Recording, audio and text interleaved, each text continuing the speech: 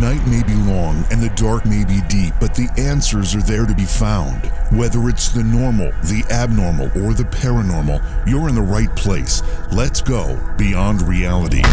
Anyway, good to see everybody in our chat room, and of course, listening, regardless of where you're listening to us from. We have a really exciting program for you tonight. Paul Selig will be back with us. He's returning from, I can't remember when he was on last. I don't know, it was a while ago, but I remember it was a great program, and he's come back. He has a new book that is out called Beyond the Known Realization. He's a spiritual channel. He's written many books, and I say he's written, but in fact, he's channeled these books from a higher power, spirit guides, according to him. And these spirit guides have been sending him messages of healing and power and asking him to share these messages with the world. And that's what he's been doing through these books. And he's got a new one out. Again, it's called Beyond the Known Realization. And we will be talking with him about all of that. Personal and planetary evolution is what this particular book is about, which will help guide us to awaken to our own divine nature. So a lot of great stuff coming up on the program. And of course, the best way to participate and enjoy these discussions is to become a subscriber on our YouTube channel.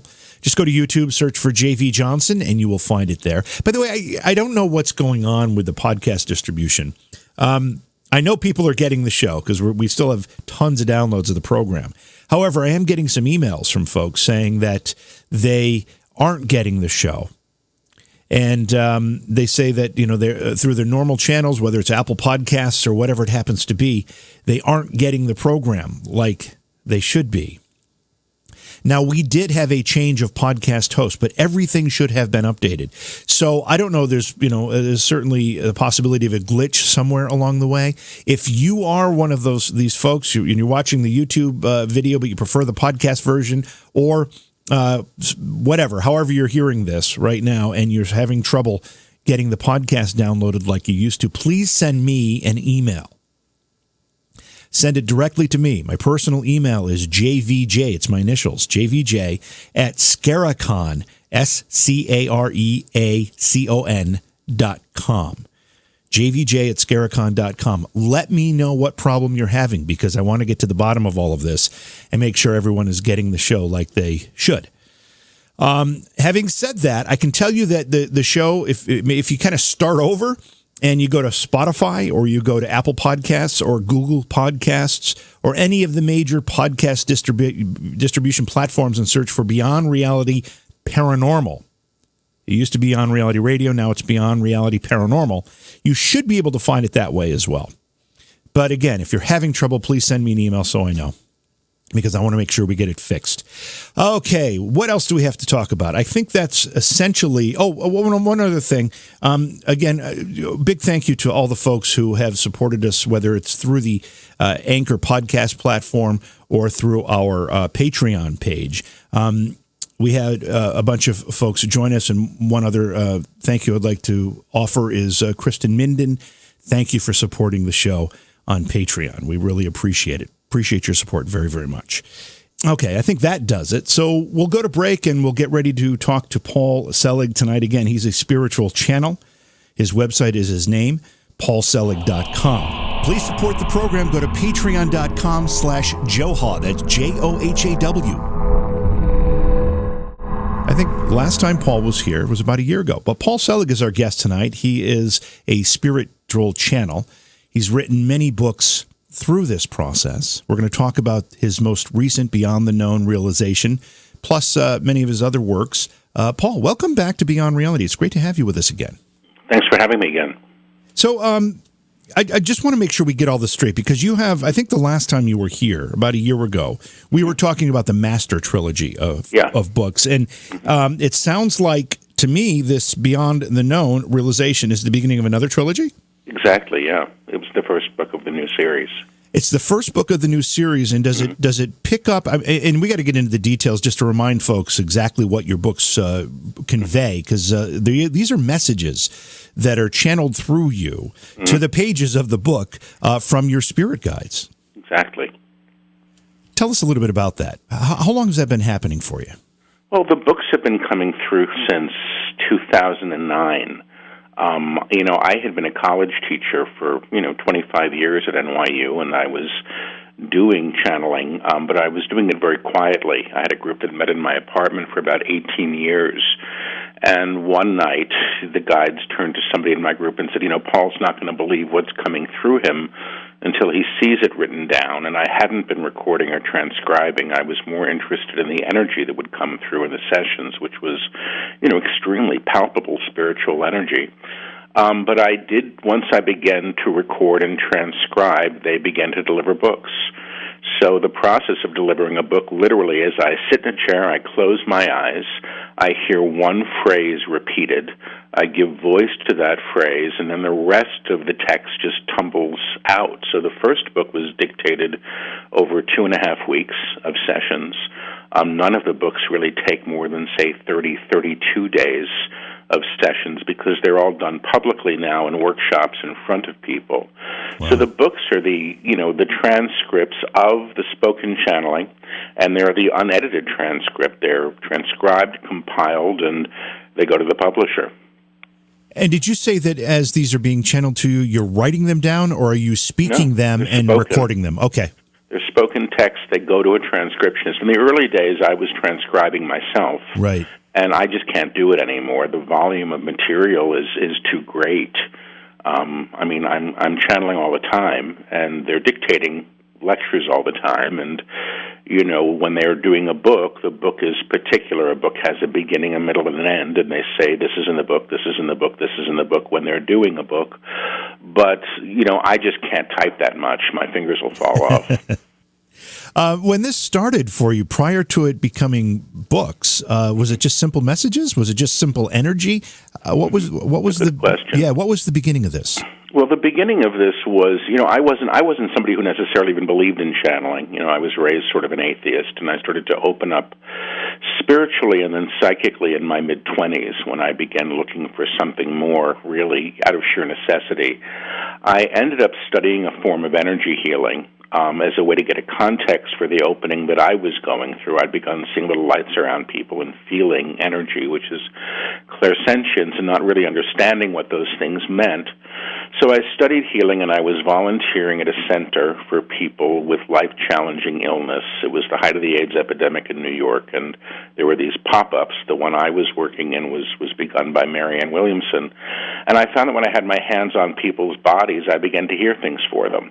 It was startling to me. And then the client would confirm what I was hearing. And that was the beginning of my sort of understanding that there was something to be heard. And as I continued working, I just really expanded or refined the channel. So when I'm channeling now, I'm hearing my guides. When I work psychically, and when I was working back at that center in those days, I was hearing for the client, or aspects of the client were speaking to me. So when I read, for example, if you're estranged from your partner and you give me your partner's name, I might be able to step into your partner. I may begin to resemble her, which is an odd thing that happens. But I can hear. So I'm really just a radio. When I'm channeling my guides, they're the station I'm playing, they're the broadcast I'm getting, and when I do other work, I tune into people. But that's how it began. And then I had a group that met in my apartment, as I said, and the very first evening I started getting messages for the group.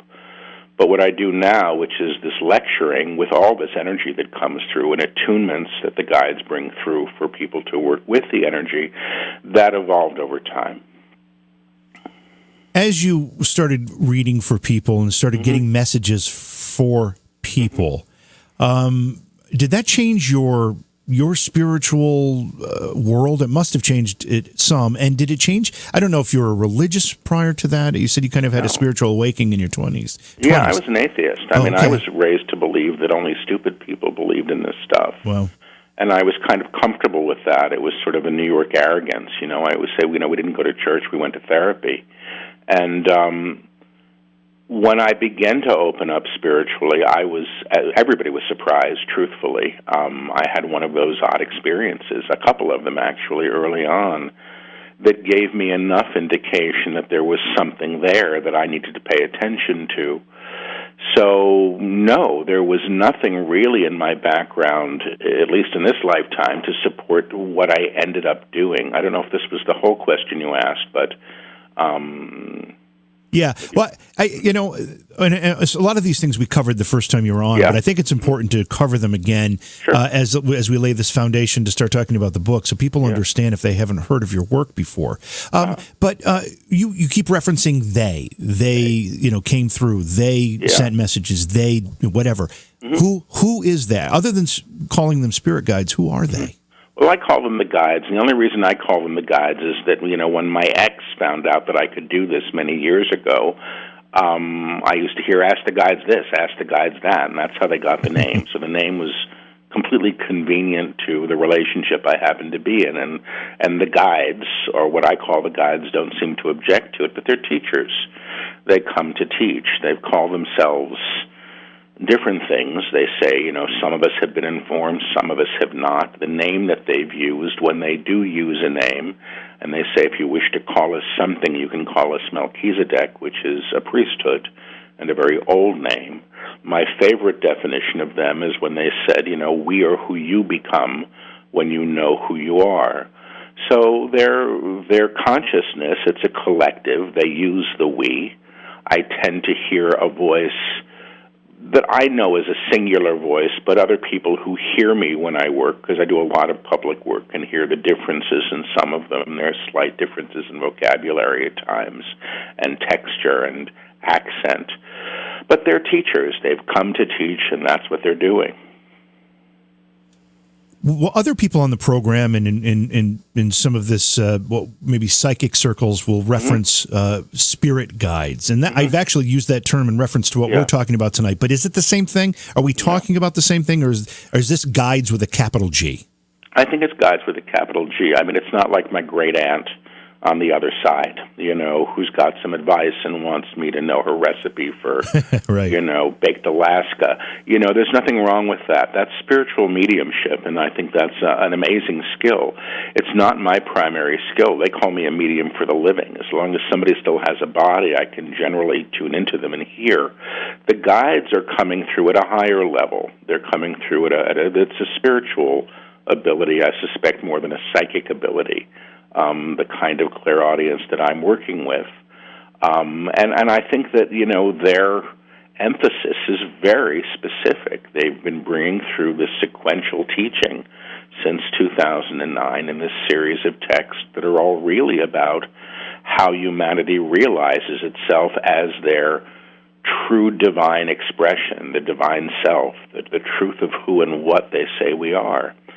So that's my understanding of this. I don't think it really makes a difference. I don't think the guides could care less, but I don't think of them necessarily as, the personal guides that might say, time to take a vacation. I mean, they may be operating with me that way, but my primary agreement with them seems to be showing up for their teaching.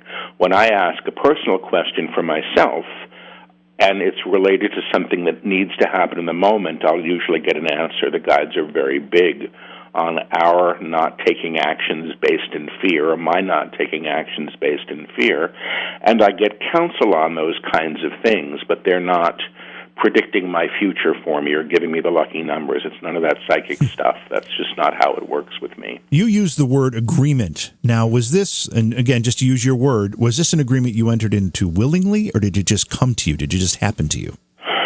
It's a really interesting question. I mean, I've been told that I've been sort of working with this collective prior to this incarnation. I don't have a lot of that information, just scraps. But I will say this, I had a couple of large experiences when I was in my mid-20s, maybe early 30s, enough so that I really I just knew that there was more. And it's hard to describe that if you haven't had it. I mean, I'll just say there was a period when I'd been really struggling, and I was very, very poor, and I thought the noise in my head would never go away. And I woke up one morning, and I'd been praying, and it was gone. And what was there in its place was this peace that I'd never really known. And I was walking around New York City with maybe 45 cents to my name, and I knew I was fine, and I knew that I was right where I was supposed to be, and so was everybody else. And it lasted for like 3 days. It was really astonishing. And I never forgot that, and that my heart center was just pulsing. It was just alive, on fire during all of that. So I knew there was more, and I was studying with this woman who was a healer in my early 30s, and she said in a class, "Okay, everybody ask for one thing, you're going to get it," and she gave us a prayer to work with, or a way of invoking. But she said, "Write it down carefully, you're going to get it." And, in retrospect, I probably just should have asked for a nicer apartment or, job security. But at the time, I was so very moved by the possibility of truly knowing Source in whatever way it could be known, that I recall writing down something to the effect of, "I want to go all the way with this." And I think what I did in that was invite a teaching through that I never would have expected. And it didn't occur to me till many years later that perhaps this is what I had asked for. I don't think I'm all that special. I don't think I'm all that evolved. I'm not a spiritual teacher. I'm not a guru. I don't want to be those things. I seem to be a very good radio, and I seem to have a skill set that allows me to be worked with effectively in this way, wherever it comes from. And, according to the guides, we've been through this before together, and I find them very patient with me. I interrupt their teachings often when I have questions, and those questions are in the books. I mean, the interruptions are in the books. They'll say, "Paul is asking." And, I don't write these books, but my name does appear on the cover, and I have a sense of responsibility to my participation in this at whatever level of collaboration I'm holding as, the one speaking their words. So I'm grateful for this. I may never understand it until I'm dead. I may never fully comprehend this whole experience. It's not what I expected. And I truthfully wasn't somebody who necessarily put great stock in channeling, and I still am skeptical about some of the stuff that I think may be called that. I think there's a real difference between inspiration, which is very valid, and spiritual channeling or true channeling. And I also think that there are a lot of radio stations that people can tune into, and not all of them are necessarily giving very high information. I'm very cautious about stuff that is propagating fear. I'm very cautious about teachings that are claiming separation, or even sort of harping on current events, in certain ways that seem to exacerbate, the challenges of the times. My guides are actually teaching quite differently, and I think they're teaching to the best parts of us in the hopes or in the belief that we can realize those parts of us. And so that's how my experience is, So I don't know if I answered your question. Yeah, you did, but in your answer, you said something to the effect of, "I'm not special, I'm not a teacher." And that may be true now, but do you think you're being groomed to be a teacher? Is that part of this process? I hope not, truthfully. I've gotten really good because, I channel, and, I don't know that I'll channel on your show, but, when I do, I whisper the words and repeat them. Sometimes it's coming in a mile a minute. It's horribly ungraceful and challenging to listen to. And I do workshops all over the place, and I find myself often explaining the teachings or breaking down the teachings of the guides, and I've gotten good at that because I've had so much repetition, and it's frankly one of the ways that I learn and integrate it myself. In any given channeling, I may be retaining a third of what I've said, but, you hear enough and you're able to sort of explain it enough, and if I'm explaining it wrong, which I sometimes do, the guides jump in and say, "Thank you, Paul, that was a nice attempt, but this is what was intended." So, I was a college teacher for a long time. I was a very good one. I really loved it. They're better teachers than I am. They come through with their teaching, and I feel kind of like, the teacher's assistant when I come through with my own stuff, and that's fine for me for now. If I embody, as they say we can embody, perhaps I'll integrate this, and it will just be me at this level. But for the time being, I'm quite aware of the distinction between us. They have a better vocabulary than I do. They use there's a word in the newest book that's not out yet that I refuse to speak because I didn't think it was really a word, and I didn't know what it meant. And in the transcript for the book, it says, the guide said, Paul is hearing a word, he's refusing to say it.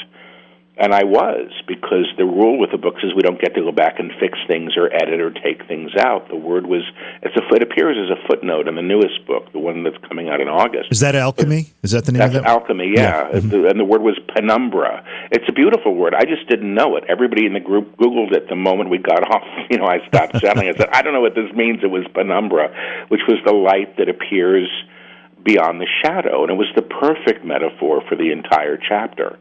But, I didn't say it, and I have to say, my bad to that one. So I think they're a bit smarter than I am, and actually a lot. I have friends who actually say, Paul, I know this isn't you.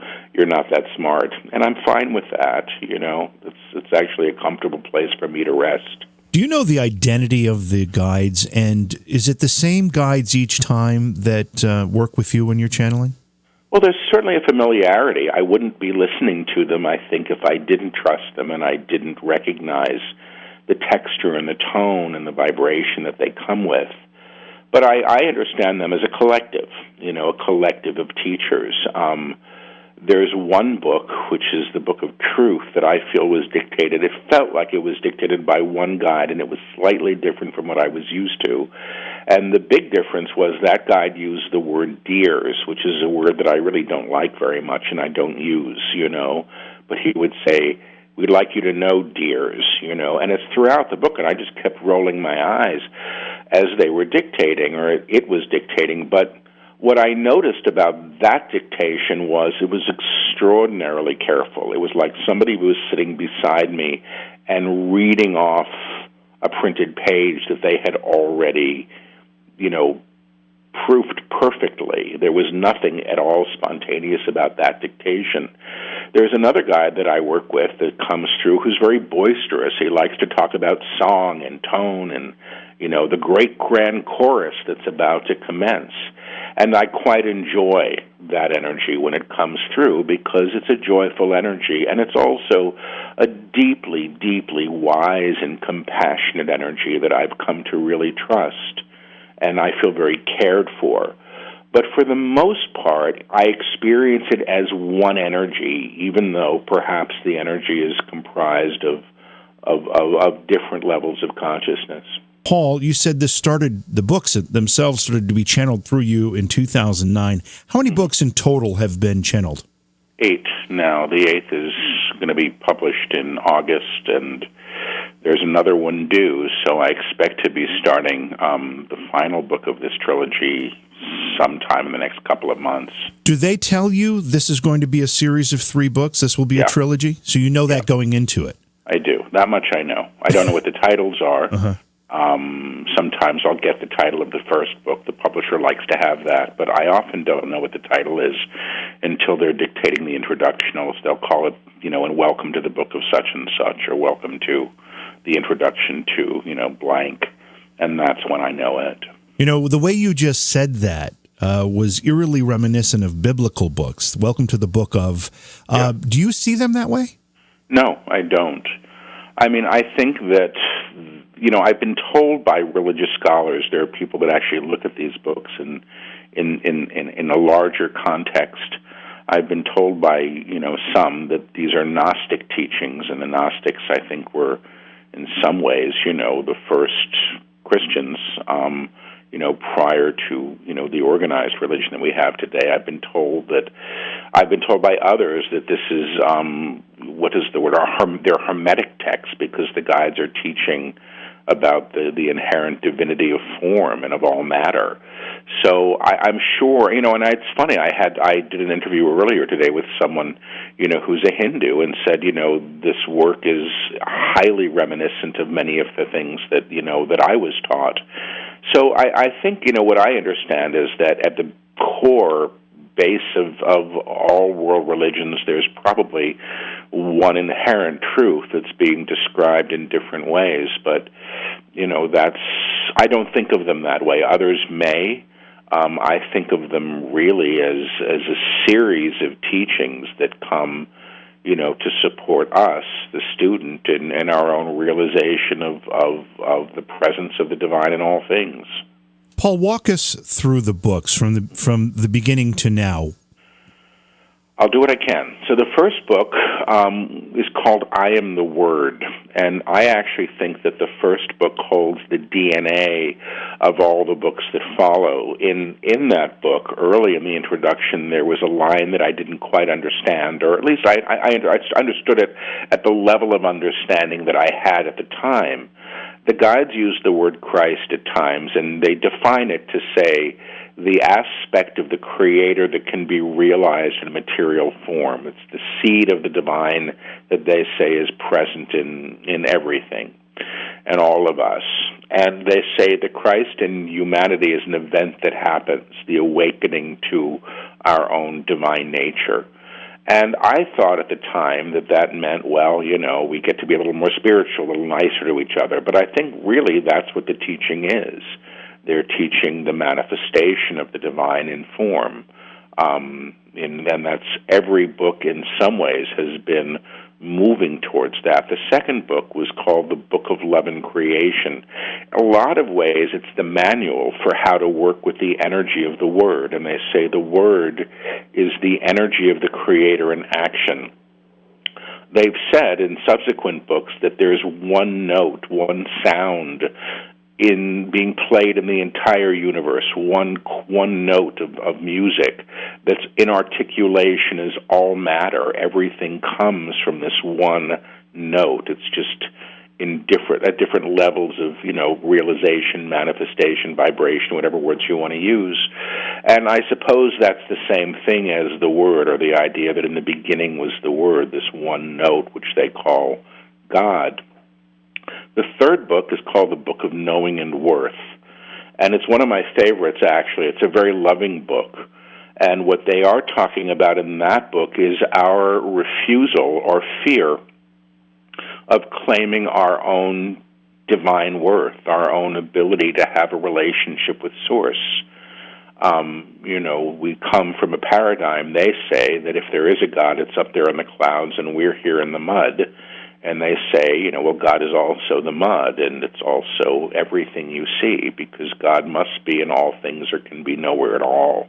You don't really get to cherry pick. They say, everything is holy. The divine. They say you can't make anything holy, but you can sure deny the divine in anything or anyone. And they say what you put in darkness, who you hold in darkness, calls you to that darkness.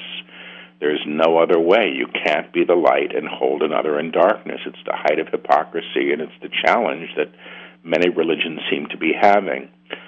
So that book seems to open us up to receive the next series of teachings. You've got to claim your worthiness to go where they take you next. The second trilogy is called the Mastery Trilogy. The first book is the Book of Mastery. And that's where they really begin to move us towards an understanding of our own true nature and how to realize it, how to be a master. They say you can't be a master and a victim at the same time. There's a meditation in that book that I love where they say, you're walking into a cave, and in that cave is the one person you never want to see again as long as you live. And, your job now is to escort that person back to the light, because you put him or her in darkness. They've called you to that darkness. So they're really pushing us there. The metaphor for mastery, that book, is climbing a mountain and what you encounter on your way up. The book that followed that is called The Book of Truth. It was actually dictated right before the last presidential election. And it's a really interesting book, and they talk and that about the energy of truth as being present now on this plane. And they say, in truth, a lie cannot be cannot be held. But what we're dealing with right now is sort of the refusal of that. So they talk about our time as if it's an archaeological dig, like everything that's been buried 5 weeks ago, 5,000 years ago, it's all being exhumed. It's being exhumed so it can be seen, it can be healed. What the guides say is, if you've got a dead body buried in the basement, it's going to stink up the house one of these days. And the stuff that we bury in ourselves, where we deny the divine in ourselves, we deny it in others and everything as well. So they're calling us forward in this energy of truth and to our responsibility for our lives. And, they say, and I believe this to be so, they say there has never been a lie told that was not told in fear. And they say the action of fear is to claim more fear. Look at every choice you've made in fear and see what it got you, and you'll see that it's more of the same. After that was the Book of Freedom. And the Book of Freedom is where they're beginning to move us beyond the collective agreement to what reality is. One of the things that they begin to do in the prior book, Book of Truth, is talk about and give you an experience of the divine as form, and they actually teach you how to claim the inherent divine in who or what you see, and you can literally feel the energy come back at you in waves. They call it the echo. In the Book of Freedom, what they're really doing is supporting us in sort of breaking through what they might call the false ceiling or the agreement to separation that we seem to have made here.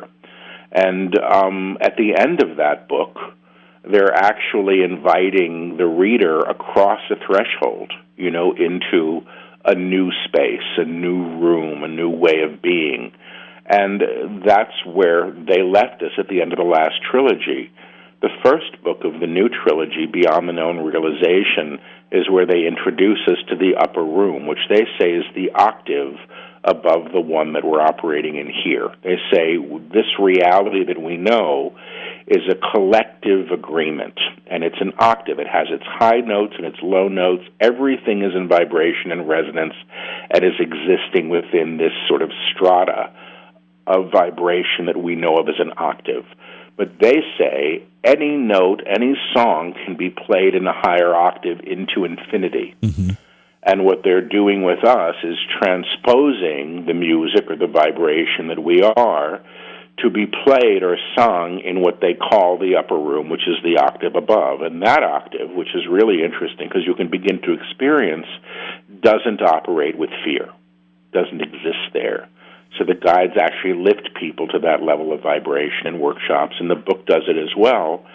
And you can begin to have an experience of what it's like to be fearless without that sort of contamination. And, much of that is coming through, the agreement that the collective has made over time, historical data, who we should be afraid of, why we should be afraid, why we should be separate from each other, which sort of translates to our separation from source. If I'm separate from the one beside me, I'm separate from everyone, because I've claimed myself in separation. The book that's not out yet is Alchemy, and that's where they really begin to talk about how matter is reknown in what they call the upper room, and they talk about in that book the transition between the two octaves, what it's like to travel in vibration between one level of experience and being to another. And it's really a tough book. I mean, they're really talking in that book about releasing all these aspects of the self that are really tethered or tied or weighted to fear or in agreement to the denial of the divine. It's a little like being turned inside out in my experience. And that's where they've left us. And I don't know what the next book is. They're teaching some new stuff in the last month or two in workshops that I assume will be the basis for where they go next, but I'm not going to say that for sure because I truly don't know. I don't know the title of the next book. Is it necessary, recommended, or completely optional if someone was new to this work to start at the first book? I think it's not going to hurt anybody, that's for sure. I think it'll be helpful. But the guides say, and they've said it from the beginning, that they teach in a one-room schoolhouse, and, they meet their students wherever they are, so they're always teaching to the collective. I was told recently that, Beyond the Known Realization would be published in Russian, and it's the only one of the books that I know of that's going to be published there. And I thought, well, that'll be interesting for that readership because they're not going to have the context. I tend to tell people when they ask to go where they're led. Some people are drawn to one book, most of them. If the teachings resonate with them, then go backwards and read up and then go forward to what's next. And I think these books, it should be said that these books seem to operate as energetic expressions. So the books operate on two levels, the words on the page that provide intellectual context. But the guides say the real book is the energetic transmission. And, they say these are books to be experienced more so than read. And it was interesting when the first book was published, and, nobody knew about me at all, and there was certainly no press on that book. And people started reviewing the book on Amazon and other platforms and saying, I'm reading this book and my body's vibrating. I'm reading this book and I'm seeing auras. So there's always been phenomena attached to the guides' teaching. The guides say they're actually sponsoring their students through this experience. They're working with the reader to support them in their own realization. Are the books written for all mankind? Are they channeled for all mankind? I hope so. I don't know who they would leave out or why they would leave anybody out. They don't operate that way. Right. We operate that way. They certainly don't. Now, you briefly touched on the new book, which Realization, which is the beginning of the second trilogy. And you briefly touched, pardon me? The third trilogy. The third trilogy. Give us a little more information about how this one differs from the others. Well, it's the most advanced teaching to date.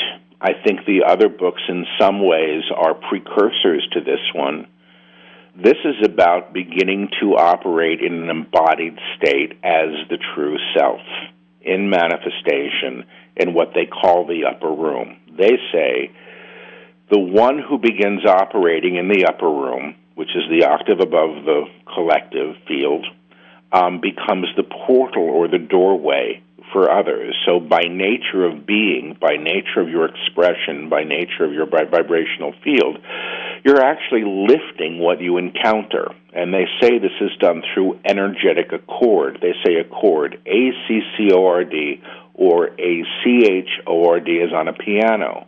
They say everything is in vibration and tone, and, everything is operating in entrainment, which is the idea of like attracts like.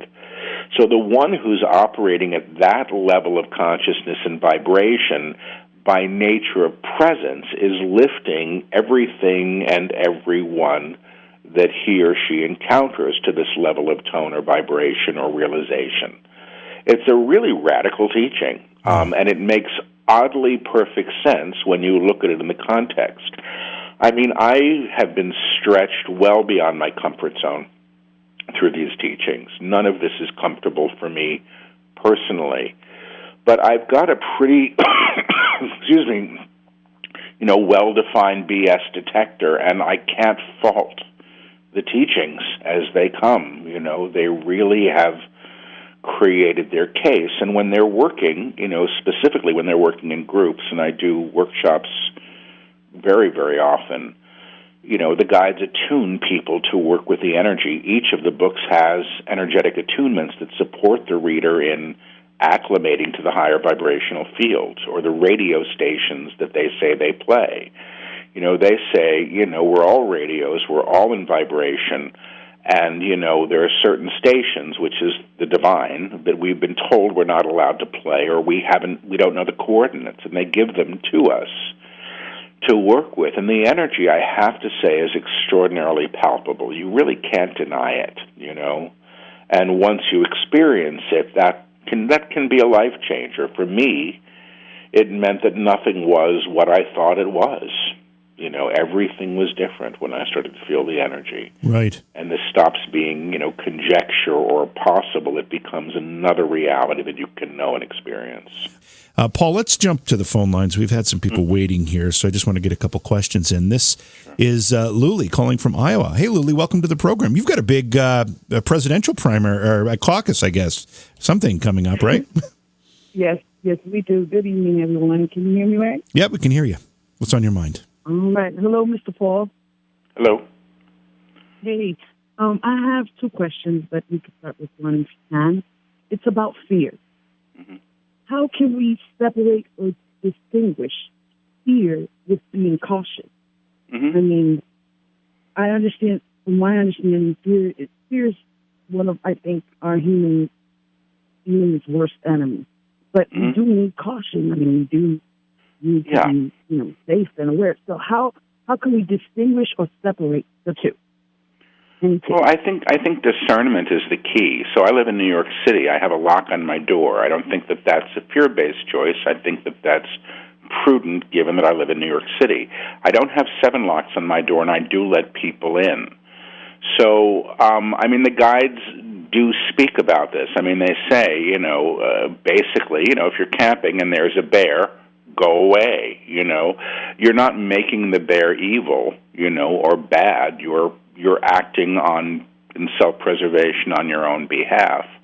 So that's my understanding of it. I am able at this point, for the most part, to question myself. Am I acting in caution, or am I acting prudently? I did a live stream last night, actually, and there was a guy that called in from China, and he wanted to know whether or not he should leave because of the health concerns there. And, the answer actually that the guides came through with surprised me, and they said, when you're in a flood, there's nothing wrong with going to higher ground. That makes perfect sense. And that's not a fear-based decision. You're acting in self-preservation. So that's one of the ways that I tend to look at it. All right. Thank you very much. Did you have a second? We have time for another one. Do you have a second question, Luli? Yes. Now, Mr. Paul, I understand that you're not, your guides are not running in or anything, which is understandable. If you can't answer this question, it's totally fine. I have what I call muted dreams. It's when I dream and I'm in the dream, and it's on mute, like when you put on the TV and it's muted. Usually it's message. And like your book said, I know it's a message, but I can't remember that. I remember the whole dream, but I can't remember the message. That's the key. I think you got to ask your dreams to work with you, and you have to ask to remember them, and then you do, and then you will. Your dreams will work with you at that level. It's one of the ways we're communicated with, I think, by the true self, by our guides, and by the aspects of ourselves that are seeking some recognition. So that's the simple way, is begin to ask. Okay. Luli, thanks for the phone call, and thank you for listening, and we appreciate your participation in the chat room as well. Remember that Paul's website is his name, paulselig.com. Paul, before we get back into discussing the book, what do you offer on the website? I know people can find out more information about the books, but what else is there? Well, there's information on live streams, on live events. I channel most Wednesday nights online. People can sign up for those. There are occasional free online events. There's access to a library of past channelings. And there's a very active calendar for events. I travel all over the world, and the guides are teaching, and they come through and they do their work. And there's information on private readings there as well, although I don't do as many of those as I used to. So we're talking about the upper room in your new book, Realization. How do you get there? What do you have to do while you're living to get to the upper room? Or is everybody entitled to be there? Everybody's entitled to be there. The guides say there's an aspect of us that's already there. The true self, or the God within, if you want to call it that, is already expressing at that level. The guides have said, the upper room is the highest we can come to while we're still maintaining a body. It's the level of vibration. They've called it Christ mind, among other things. But there's a process that they take their readers through, and it's a process really of alignment. They say the whole teaching is really about alignment. And, there are these attunements that they work with. One of them is, I know who I am in truth. I know what I am in truth. I know how I serve in truth. I am free, I am free, I am free. And the guides say the true self knows this. The true self knows who it is, which is of Source, an expression of Source, what it is in manifestation in a body as this, and how it serves, which simply means how it's most fully expressed. And the true self is free, because how could it not be? And it's the true self that can make a very simple claim. I am in the upper room. And in that claim, you can often feel the energetic field lift and shift. There's an extended meditation, a very simple one actually, where they take their readers there in the book Realization, and there are choices to be made if you want to begin to go to that level of alignment.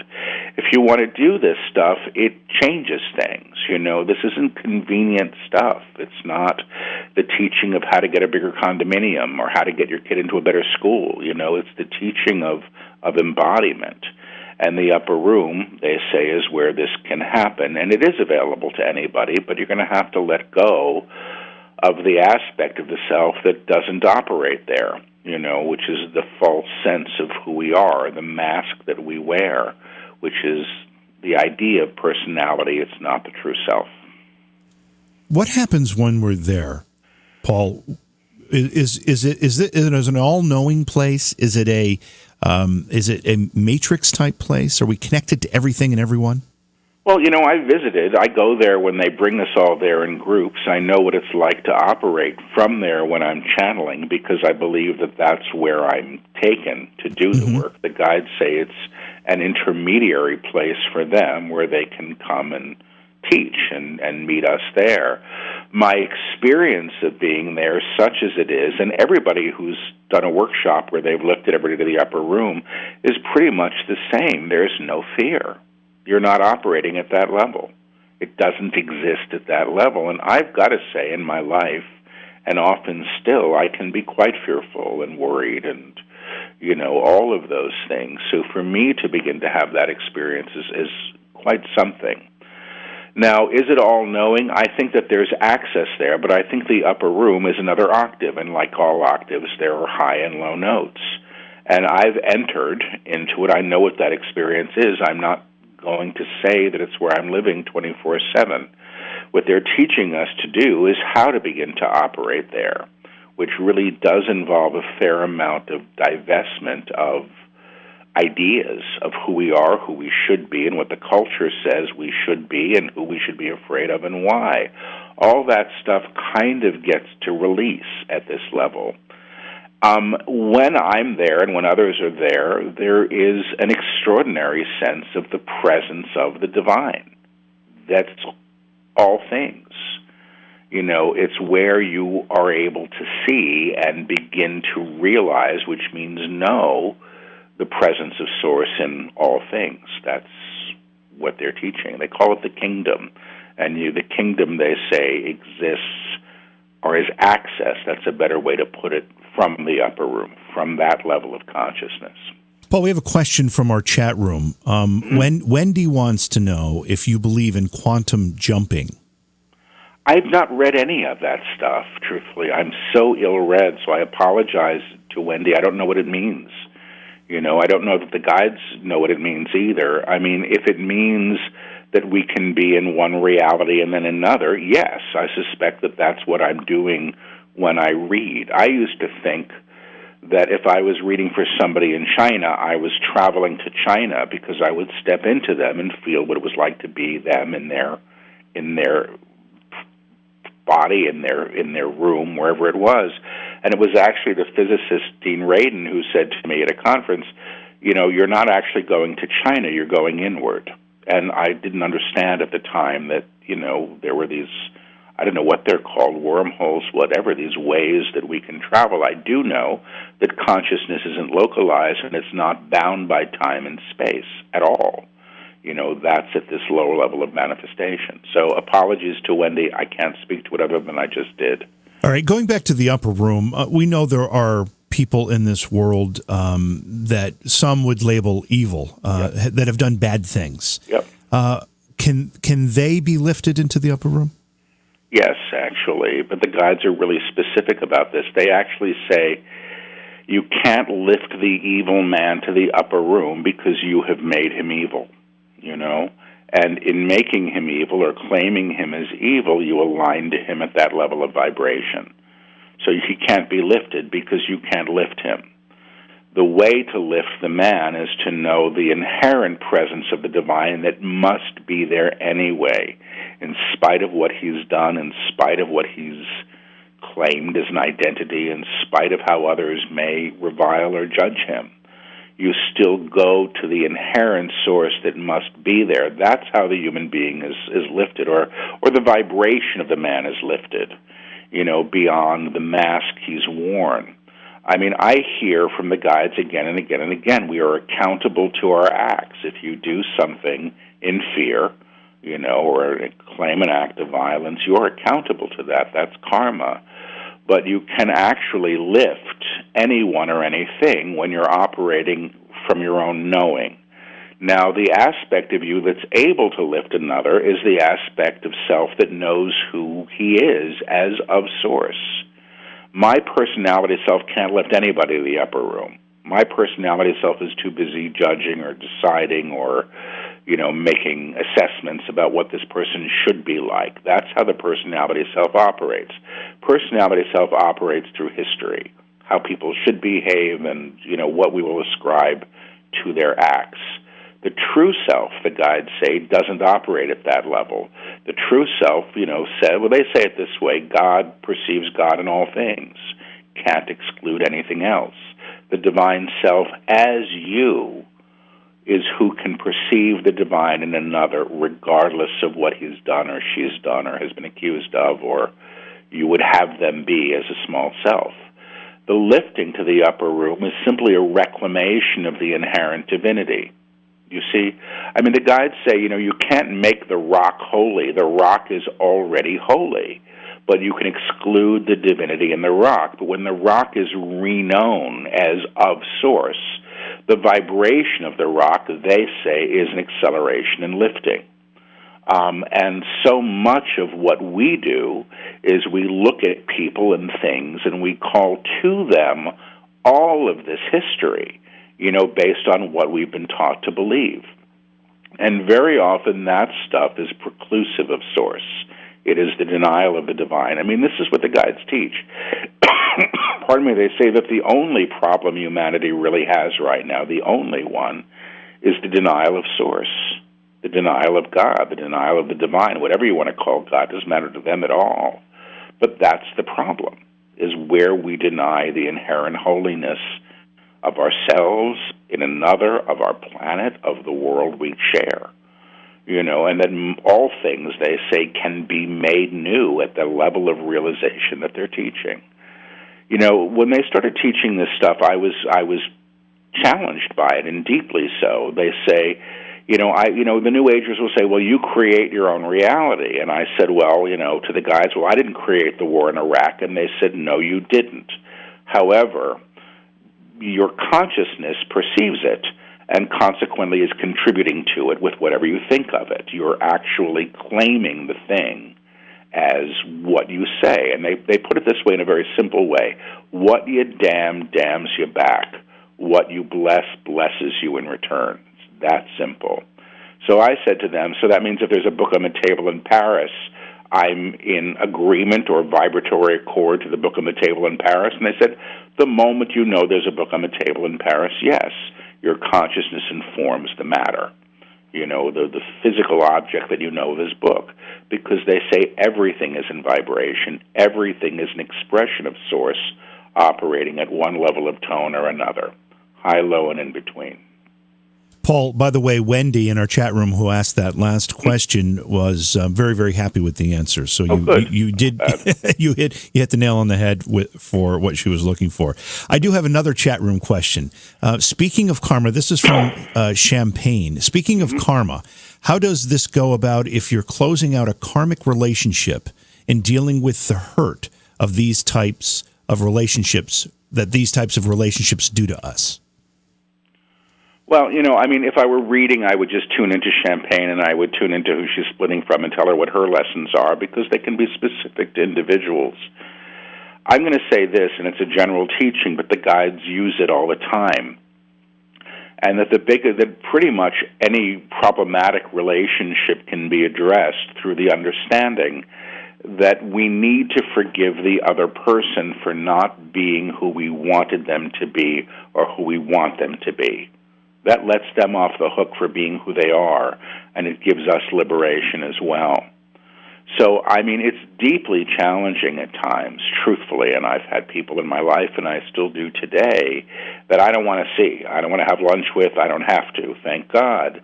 But when I'm denying the divine in them, I'm denying it in myself. Again, you can't be the light and hold another in darkness. That doesn't mean you don't feel your feelings. It doesn't mean you have to like somebody. Like is a personality construct, but the teaching of love thy neighbor really is, to my mind, a true teaching, which means you have to realize or know the inherent worth or divinity in whoever you're seeing, regardless if they agree to, what you want them to be, or performing as you think they should, or behaving as you wish. So I don't know if I've answered this. I mean, I'm going to go to the guides with this. And if I channel, I whisper and I repeat, and it sounds ridiculous, but that's just how it comes through. The guides are saying everybody needs to understand that they're in participation to their agreements. It's a big dance. It's a big dance. You step on your partner's toes. You step on your partner's toes. You get yelled at. You get yelled at. You apologize. You apologize. You take another partner. You take another partner. He steps on your toes. He steps on your toes. You are enraged. You are enraged. You forgive. You forgive. You continue the dance. You continue the dance. This is a great dance. This is a great dance. You're engaging, and you are engaging, and you learn through all your encounters. You learn through all your encounters, not just the ones that go the way you wish, not just the ones that go the way you wish, but each is an opportunity to learn. But each is an opportunity to learn and to know the divine in another, and to know the divine in another, period. And they're saying period. So that was from them. Well, there you go, Champagne. Thank you for doing that, Paul. What about world events? Did the guides comment or offer you any insight or guidance or comfort on what often seems to be a very tumultuous world around us? Yeah, but I mean, they don't get specific in the sexy ways that people want. They could care less about pop culture, as far as I can say. But they said this. They said this in the first book, I Am the Word, and they've repeated it many times. They said humanity is at a time of reckoning. And the reckoning is a facing of oneself and all of one's creations. And everything that's been created in fear needs to be re-seen and lifted to the light to be reknown. And this basically includes political structures, religious institutions, economic structures. All of these things are being reknown, reconceived in a higher way. And none of this is comfortable to the small self or the personality self who knows itself through history. So they've been saying that we're in a time of enormous change, great change, and continue to. So, occasionally they'll speak to things. There's a channeling that's up on the web that they dictated 3 days before the last presidential election. I think it was called Great Change, which was surprising in its prophecy in terms of what they were speaking about. I get world stuff occasionally through the psychic door, not through the channel door. And I'm not comfortable doing that work. I'm not doing world predictions. There are things that I've received about world events. Years ago, somebody that I was living with was opening a business in Lower Manhattan and wanted to know if he was going to be able to make the rent on his business in the month of October. And he said, ask the guides, and I did. And the answer was no. And he said, why would that be? Why wouldn't I make the rent? And the answer was, well, there's going to be a terrorist attack in Lower Manhattan. And indeed there was, which in the whole neighborhood was cordoned off. There was no rent to pay. There was no business. There was nobody allowed in that area. So I got that through the back door. Do you understand? I wasn't looking for it. Yeah. It came in response to a very practical question. And occasionally I'll get those things. But, the weight that we give these things, culturally, is somewhat different than I think how they're perceived in a higher way. The guides did talk about 9/11 in the first book, I Am the Word. It's the only time they've talked about a world event in a teaching. And they said, it was a great opportunity for our country to renegotiate its relationship with authority and to become responsive as opposed to be on the attack, that we could become a model for great change. And, but the admonition basically seemed to be don't go to war, which is what we did, Yeah. So that was what I heard then. But, other people do those things, the psychic stuff and the world stuff is exciting and people like it. But these guys are teachers. I think they have a different stake. Do you get a sense, or maybe do the guides know the future, or do they mold the future? Well, that's a really interesting question. I hear we mold the future. We're doing this. We have choice. I mean, the guides have said, we're really at a crossroads. We have choices to make. I get from them that we're going to make it. But the guides say if we choose as humanity to blow ourselves up to kingdom come, we can do that. We have free will. If we want to learn our lessons through extinguishing all life on this planet, we can. That's not the highest way to learn. I mean, they talk to us about these things. They say, the belief that a bomb is going to keep you safe or building a bigger bomb is going to keep you safe is really the height of insanity. Bombs are meant to destroy. They're meant to kill. So stop building bigger bombs, Yeah.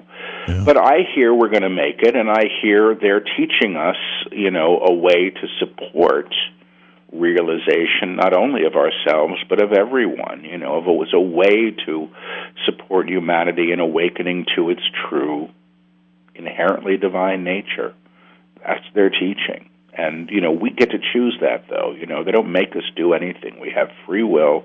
How we want to use it is up to us. Pardon me. It's okay. If someone is either new to your work or is in the middle of these books and, ultimately makes it to what we would call up to date to what the most recent released book is, what are you hoping they can walk away with? Well, knowing who they are, knowing who they really are, beyond what their parents told them they were, beyond what the culture says they should be, beyond all of those agreements that are made through this template of history of what it means to succeed or be a good human being or a bad one, all of the stuff. The guides say, we walk around as if, they said, imagine like every job you ever had in your life came with a name tag, and you were walking down the street with all those name tags on you. And why, people are coming up and say, would you flip my burger? And you haven't flipped a burger in 30 years, But that's kind of what we do with who we think we are. The names we've carried, the ways of self-identifying. Those are things the guides call the small self. And they're saying, the masquerade is over. It's time to drop the mask. It's time to claim who you truly are. So if people can come away with that, I think the guides have done their work. If they come away with the realization of the inherent divine in another, in everyone, in themselves, they've really done their work. But they're teaching embodiment. They're teaching how to operate at that level. I'm not there yet, I take the dictation, but I am a student of the work, and I do learn as I continue to grow with it, as do others. And I know we talked about humanity, we talked about the future of humanity, but I want to get a little bit of a clarification. Do the guides tell you that the future of humanity is that all humanity will be lifted into a spiritual essence, a spiritual being, or are we lifted as we move on individually? Well, I've heard it. I understand it this way. Everybody gets realized eventually. That's why we incarnate. We incarnate for this reason. I don't think it's a race to a finish line, and I don't know, truthfully, that it's a collective event where suddenly the lights come on and everybody's awakened. I don't really get that. What I understand a bit more of if you imagine that there's a false ceiling that we've all been in agreement to, like a dropped ceiling like you'll see in an office, that's not a real ceiling. There's more that exists above it. It's a little like those of us who are coming first are punching the hole in the dropped ceiling to expose the light that is expressing beyond. And as enough of us begin to do this, that matrix, that structure, that belief in separation falls. And I think that's what's beginning to happen now. And I don't think any of it's comfortable, truthfully. I think it's probably going to be a bit messy. I don't think that there's anything polite about rebirth. I mean, if you've ever seen a caterpillar turn into a butterfly, it's a mess. The thing is sort of reknown. It's reduced to goo, and then it's this other thing. And I think that in some ways that's the process that one undergoes. I don't think it's about rainbows and crystals and, sparrows, singing in the sky. I think that there's facing aspects of ourselves that are challenging. I think how we treat one another, which for the most part on this planet is atrocious if you think about it. We deny the divine in so many. We deny people food. I mean, the guides say, we are our brother's keeper. We really are. It's an opportunity, truthfully, if we think about it, to care for one another. But we have free will, and we've been so frightened into a belief in scarcity, which ends up sort of making us greedy or wanting to hoard things. Well, there won't be enough, so I'll save what I've got. That we have all this crap that we've accumulated that we're going to have to work through or release, and that's a challenge, and I don't know that it's popular right now. People are hunkering down in their belief systems of separation is what I'm seeing. But I've heard from the guides, and I hope this to be true, is that this is really fear's last hurrah. It's the desperate attempt to deny the divine, and again, the action of fear is to claim more fear, and every time we're invited to be afraid, we're giving fear more power. And I don't think that that's how we're going to transform as a culture in a positive way. I think that's how we'll end up harming ourselves if we continue. 2 trilogies currently available. The third trilogy, the first book of the third trilogy, is what we're talking about, Beyond the Known Realization. That is available. And then the second book of the third trilogy, which is titled Alchemy, that'll be available in August, Paul? That's correct, August. Where can people get the books? They're all available online at Barnes & Noble, Amazon, IndieBound, all the booksellers. Alchemy can be pre-ordered already. It's up there, for purchase if people want. There are audiobooks of all the books. I do the recordings. People seem to like them, but that's available on audible.com, and I'm sure elsewhere. So, yeah, the stuff is available. You can go to your bookstore. They may have them there, too, just in the corner. Okay. And to keep track of your appearances and other work, website's the best place? Website's the best place. You can sign up for my mailing list. We don't bombard you with stuff. But you get a calendar every month about where events will be, and I'm all over the place, truthfully. It's like 3 a month I'm doing. Well, thank you for taking time out to be with us again tonight, Paul. I really appreciate it and enjoyed your time with us, and look forward to having you back. Thanks for having me. I appreciate it. Beyond Reality Paranormal is hosted by J.V. Johnson and produced by Orion Palmer and Slick Eddie Edwards. Like us on Facebook and subscribe to our YouTube channel. Please consider supporting the program either through your podcast platform, click on the link in the description, or on Patreon at Joha Productions. If you'd like to be a guest on Beyond Reality Paranormal, or you have a recommendation for a guest, contact our producer, Slick Eddie Edwards. Eddie is spelled with a Y at slickeddieedwards@gmail.com.